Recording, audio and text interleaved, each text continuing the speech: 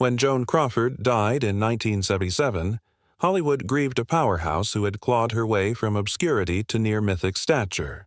She fashioned herself out of nothing and became one of the most formidable women the movies ever produced. Yet, beneath the gloss and discipline, beneath the image she engineered with near-military precision, another narrative waited. In the weeks after her passing, as lawyers unsealed her estate and read her will, the people closest to her and the fans who thought they knew her were jolted by revelations that would echo for decades. From poverty to power, Crawford's life had never been simple. Perhaps that's why her death ignited such lasting curiosity and controversy. She entered the world as Lucille Fay Lasseur on March 23, 1904. Though some documents place the year as 1905 or 1906 in San Antonio, Texas. Her father left soon after she was born, and her mother struggled to raise Lucille and an older brother alone. By 11, the girl was scrubbing azaress, her hands raw from soap and scalding water, carrying loads no child should have to shoulder.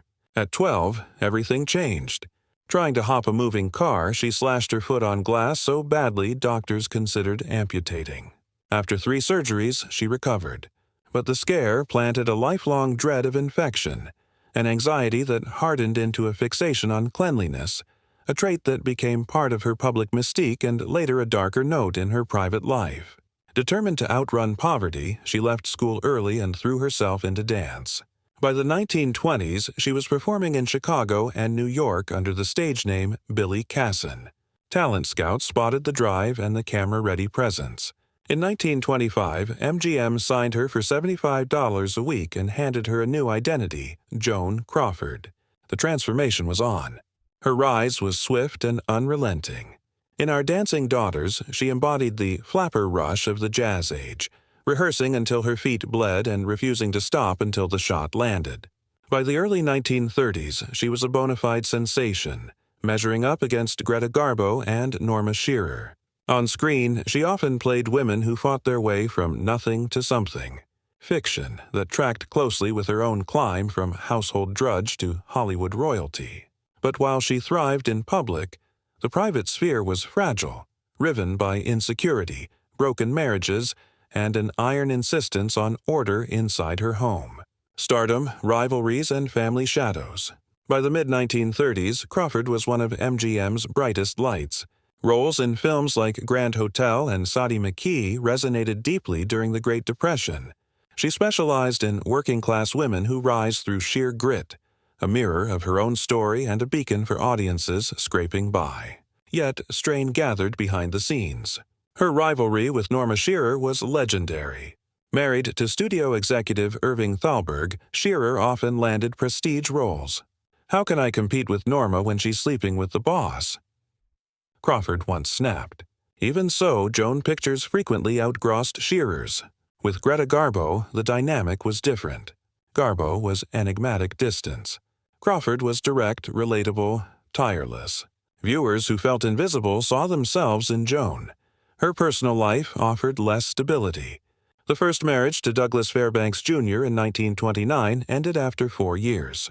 Friction with his family and rumors of infidelity took their toll.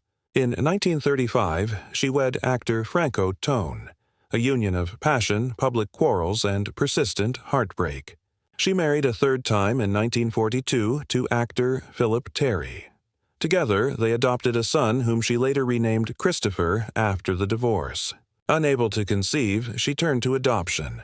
In 1940, she adopted Christina, her first, through a baby broker.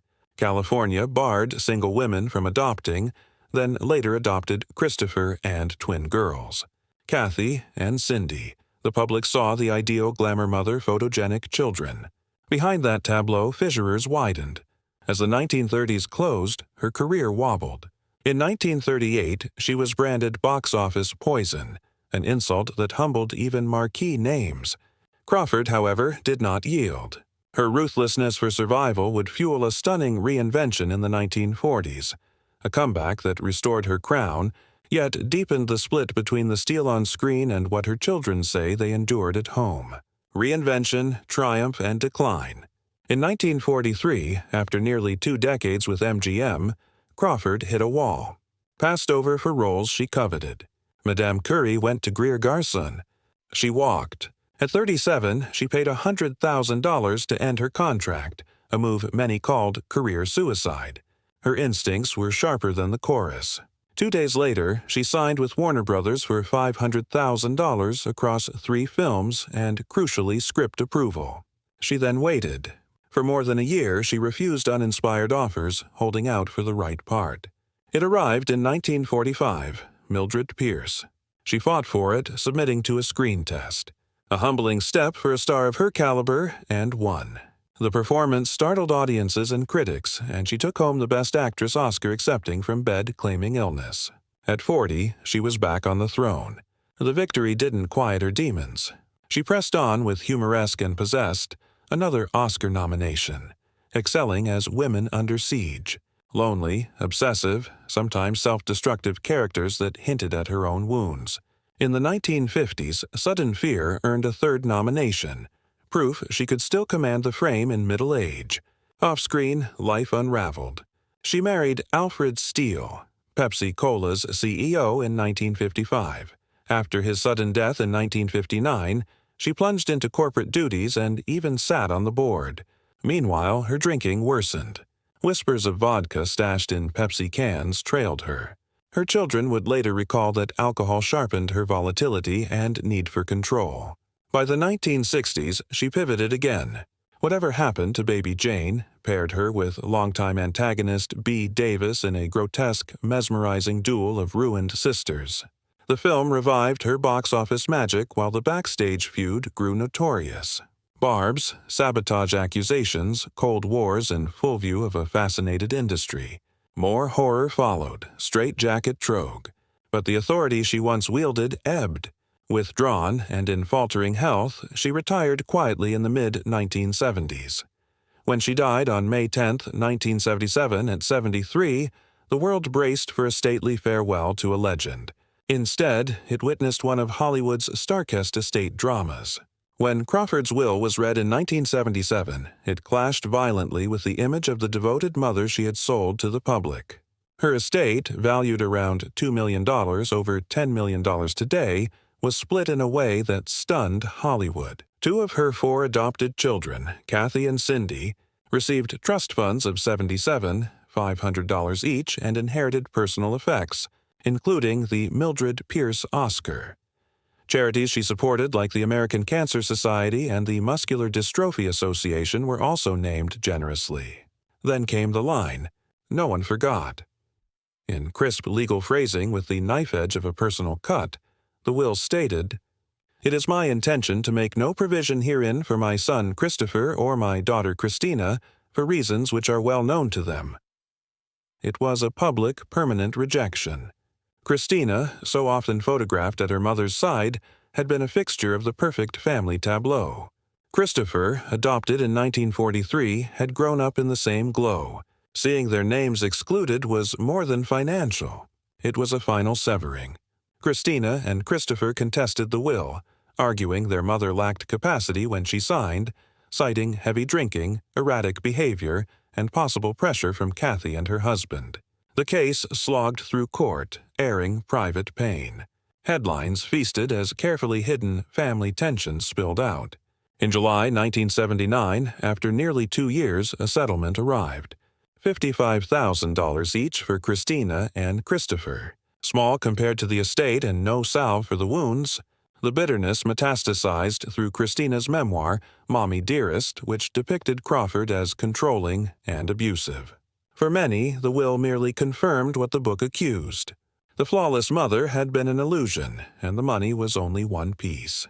As executives and relatives cataloged what she left behind, the belongings themselves seemed to whisper secrets. The estate's division made headlines. The objects inside her homes deepened the unease. Those who sifted through her apartments found items that collided with the immaculate persona she curated. Most unsettling was a collection of doll heads, some neatly displayed, others boxed without bodies. To outsiders it read as macabre. To those who'd absorbed Christina's accounts of a woman obsessed with control and perfection, they felt like a metaphor. Silent faces remade to suit an ideal. Then there were the locks. Closets and even guest rooms bore heavy-duty hardware.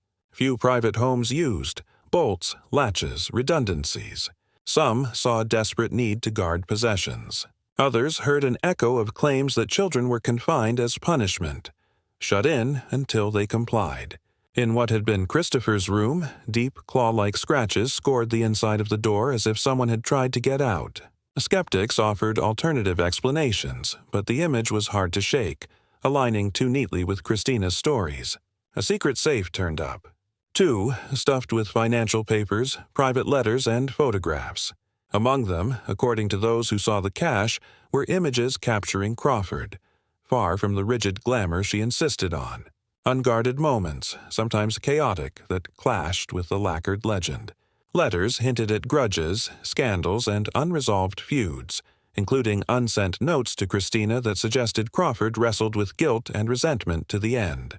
Taken together, the contents sketched not a marble bust of a star, but a woman who kept much of her life literally and emotionally under lock.